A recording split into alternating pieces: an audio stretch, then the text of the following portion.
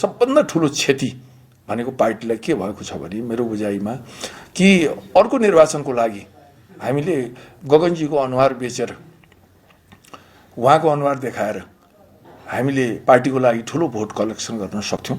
र त्यो vote bank जुन हाम्रो थियो अर्थात् चाहिँ त्यो भोटको लागि हामीसँग चाहिँ एउटा आशाको अनुहार थियो त्यो अनुहारलाई हामीले अहिले अनावश्यक टाइममा एक्सपोज गर्यौं र चाहिँ के छ भनेदेखि त्यो भने कांग्रेसको अपूर्णीय क्षति हो भन्ने मैले विशेष महाधिवेशनको नाउँमा जे जस्तो भयो त्यसको परिणाम पनि हामीले भोगिसक्यौं हामीले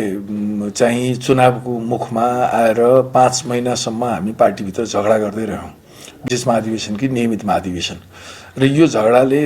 र पार्टीभित्रको समग्र एकतालाई खलबल्यायो र त्यसको मेसेज पनि जनतामा असाध्यै नराम्रो गयो